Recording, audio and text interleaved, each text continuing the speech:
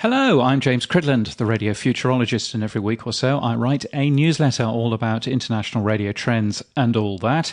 And this is the podcast version where I slightly haltingly read it out to you because I can't remember what I wrote over a month ago.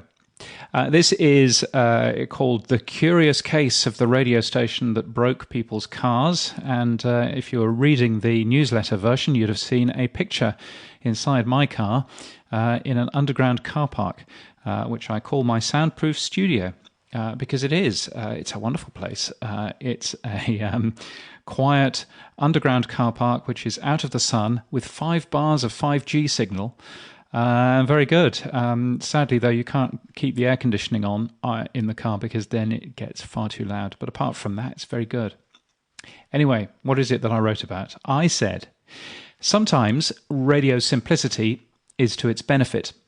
KUOW, a radio station in Seattle, broadcasts an HD radio signal with some images, as many do. There are 2 sets of images broadcast with HD radio, as I understand it. There's a station logo and something called Artist Experience, registered trademark, for now playing information. Now, the station logo image is trickle broadcast every 15 minutes or so. It's cached on the radio receiver in the car, so it appears as you're tuning around. Images ought to be 200 pixels by 200 pixels square, be under 24K, and quotes may be of JPEG or PNG formats. Now, image files can be called anything. I link to a image with a file extension of .jpeg, and you might think it's a JPEG, but it's not. It's a PNG image. The file extension doesn't matter. It's what inside the file that matters. And as Ars Technica reports, on January the 30th, the station broadcast an image without a file extension, which confused the badly coded radio receiver inside some Mazda cars, which promptly crashed and rebooted. And on rebooting, the radio station, the radio receiver, tunes into the last station that it was tuned into, fetches the station logo from memory, tries to display it, gets confused and crashes again, and so on and so on. Basically, it didn't work at all. The only way to fix it, apparently, is to replace the radio receiver itself, which is $1,500. Now, Mazda are apparently giving affected customers a replacement for free, except you can't get any replacements at the moment. Now, it'd be easy to lay the problem at the door of KUOW for broadcasting an image that was out of spec, although I can't see the spec, and it may be that the spec doesn't stipulate a file extension. There's no reason why it should. But Mazda has previous experience in dodgy software. As an episode of Reply All highlights, they were trying to listen to a podcast called 99% Invisible, and the radio broke. Doing that too. It turns out that it didn't like displaying the percentage sign. I think it was something to do with the Bluetooth stack. A percentage sign can be used for character encoding. So percentage 20 in URL is the same as a space. And all of that highlights a few things. Firstly, following a specification is important, both for broadcasters and also for receiver manufacturers. But secondly, it might make auto manufacturers more wary of adding new technology to their car radios. And if that happens, I think that would be a shame. Elsewhere, Absolute Radio came up with a clever idea, giving somebody a radio station of her own. Can't quite remember what the name was. Let's click through and find out then, shall we? Sing-along station Absolute Radio Natalie has launched. And it was a singer, amazingly, called Natalie Cole. Not that Natalie Cole. She wanted a radio station that she could sing along to. And there you go. That's what she got. Not quite sure how that commercially works, but it's a lovely idea to get closer to the audience and make a star of the audience, which is nice.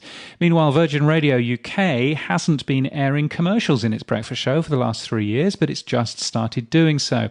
Matt Deegan suggests it's good news for the station, and its stablemate Times Radio is also to start running commercial breaks as well.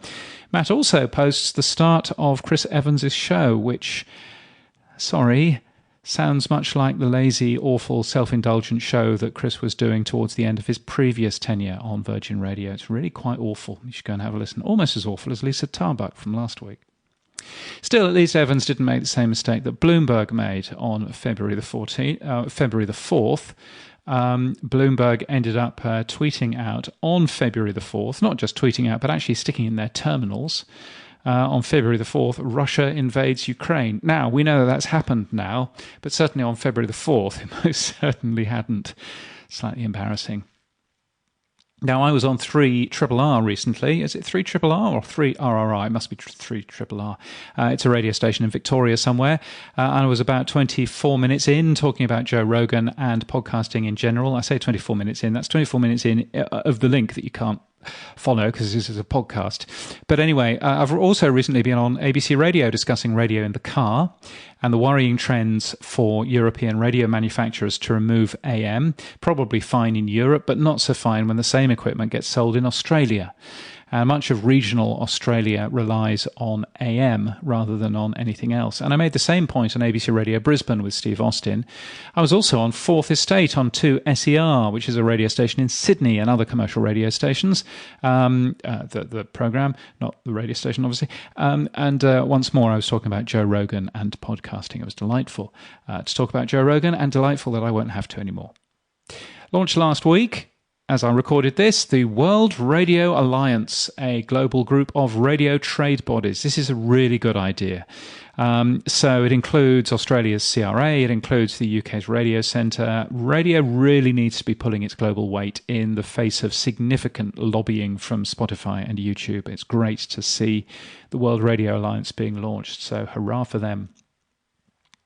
An interesting look at radio in South Africa that I linked to in a podcast, in a blog called Bush Radio.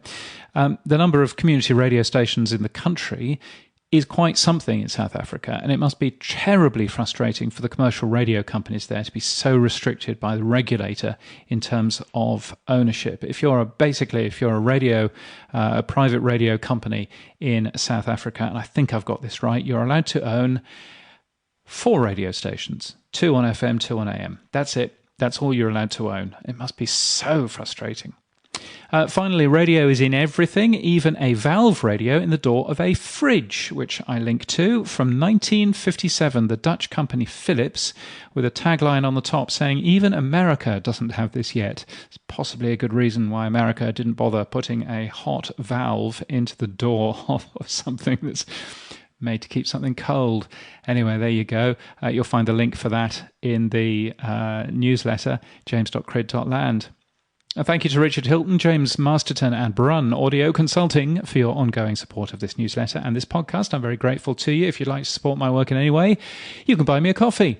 Become a member to give regularly or just give a one-off coffee or 5. Buymeacoffee.com/James Cridland is where to go. Or if you're listening on a new podcast app, then hit that boost button and send me a boost and a message. That would be awfully polite and kind too. If you don't know what I'm talking about, newpodcastapps.com. My professional website has more details about who I am, what I do, and whether I can help you further. And delighted to be speaking again. I'll be at Podcast Movement Evolutions in Los Angeles in March, Radio Days Europe in Malmö in Sweden in May, the podcast show in London in May, and Canadian Music Week in June. More details soon on that. Thank you for listening, and keep listening.